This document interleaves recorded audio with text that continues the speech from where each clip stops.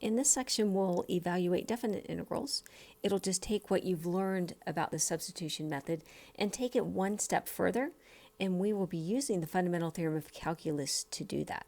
We're going to look at two methods. One of them is going to come very naturally to you, and the other one is a little bit different, but it's very important.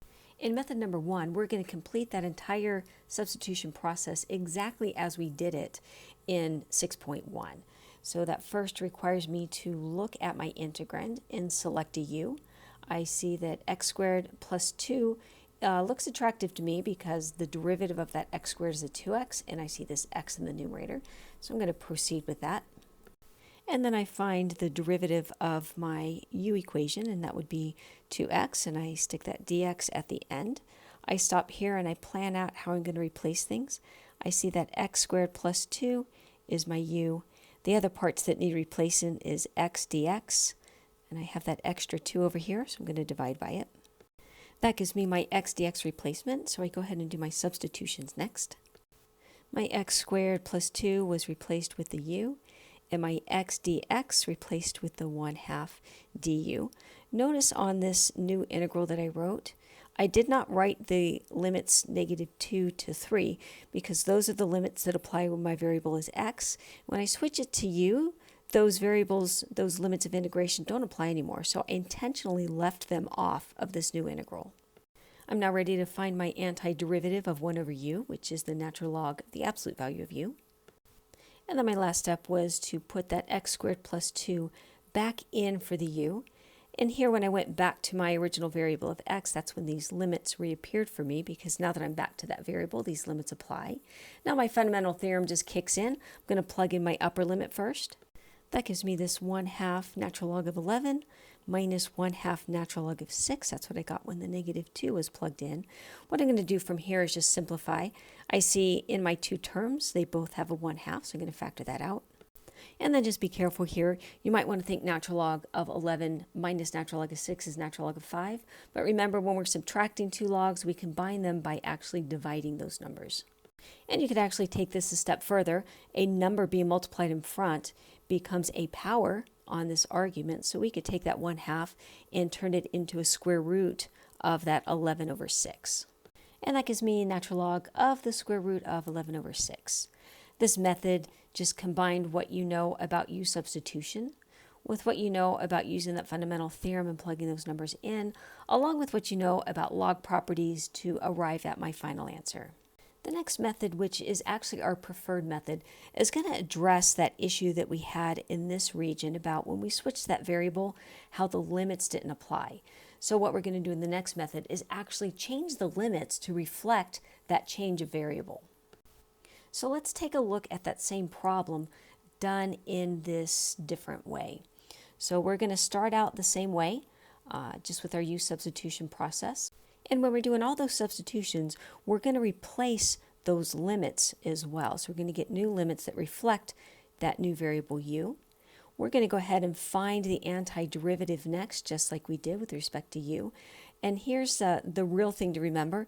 Once you convert everything to this new variable u, you do not go back to the original variable. You just keep moving forward with u, and you use the fundamental theorem with your new limits. Let's take a look at that same problem that we did above using this method.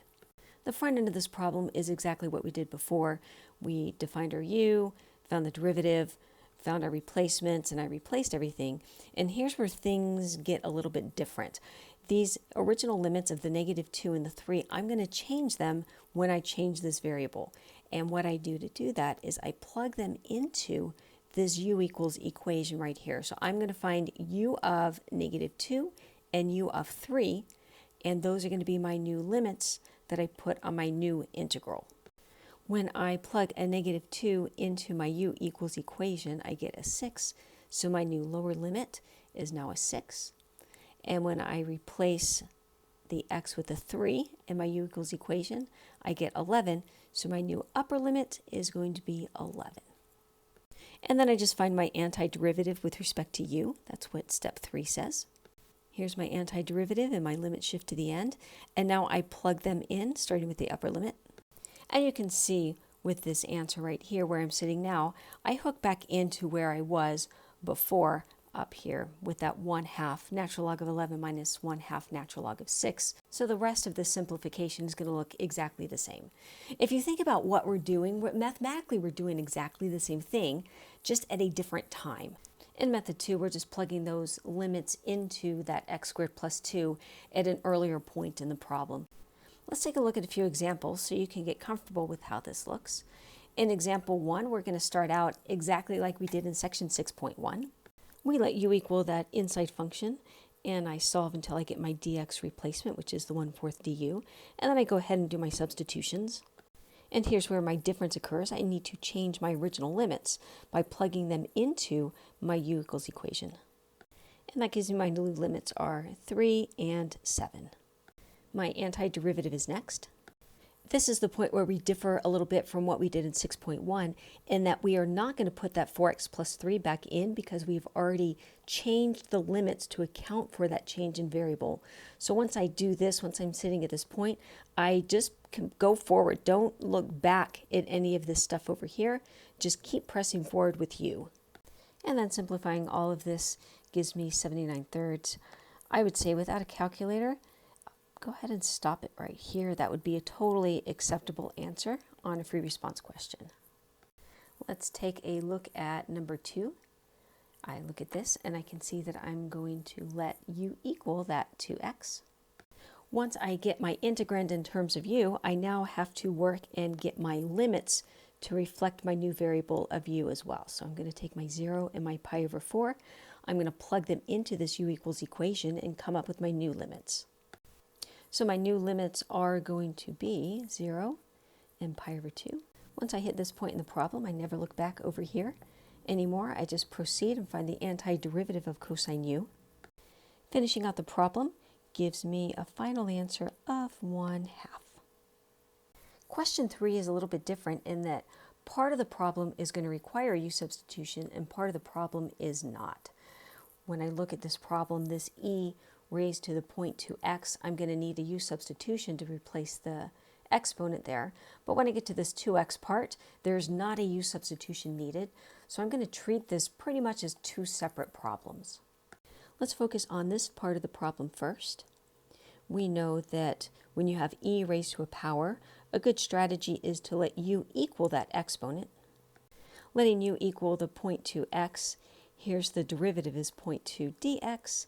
I'm just looking for a dx replacement, so I need to move that 0.2 over. I found it easier to work with decimals, so at this point I changed the 0.2 to a 1/5, then multiplied by 5 to get my dx replacement as a 5 du. I'm also going to switch up these limits. Instead of 0 and 5, I'm going to plug them into my u equals, come up with my new limits. That gives me new limits that go from 0 to 1. In the other part of this problem, where I have the integral from 0 to 5 of 2x, I don't need to do a u substitution because this is strictly just an x here, which means I don't need to change these limits. I'm going to keep these 0 to 5. So this part was ready for its antiderivative as it sat on the paper, so I went ahead and found the antiderivative. Over here, I'm now finding the antiderivative of e to the u du. On this part, I'm just finding my antiderivative. Over here, I'm a step ahead. I'm actually plugging those values in. Now I'm ready to plug the values into the front part of the problem. Simplifying this brings me to a final answer of 5e minus 30. The last two problems are a little abstract in nature, but after a few examples, I think you'll see they're really not that bad. Question number 4 gives me a substitution of u equals 4x to write an integral that's equivalent to the integral from -2 to 5 of f of 4x dx. Let's go ahead and start with that u substitution process. So it's just like the others. I have my u defined for me. I find its derivative, which is 4 dx. I look over at my integral, and all I need to replace is a dx, which means I need to divide by the 4, and now I do all my replacements. What I have to remember on this one is that these limits must change as well. So let me go ahead and find those new limits. This tells me my new limits are -8 to 20, and I write those on my integral from -8 to 20, and this is what it was asking me to find. Here's our last question. I'm given an integral from -1 to 20 f of u du is equal to 4. I'm asked to find the value of another integral. What I see on this one that I'm asked to evaluate is that I have an inside function, this x squared minus 5 is a good choice for my u. I replaced my x squared minus 5 with the u, and my x dx was replaced with a 1/2 du. I also know that I need to replace my limits at the same time I replace my variable. I'm going to do that by taking my original limits of 2 and 5 and plugging them into the u equals equation. So my new limits are -1 to 20, which is very convenient because they match the limits of this part right up here. And then we see that this integral right here, the integral from -1 to 20 f of u du, is exactly what I have here. So I can just replace it with a 4, and this just becomes 1/2 of 4, which gives me my final answer of 2.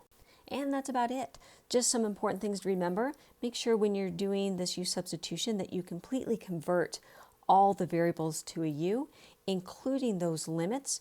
And once you do that, don't ever go back to that x variable. If you're converting everything to a u, then you just keep on moving forward with that variable.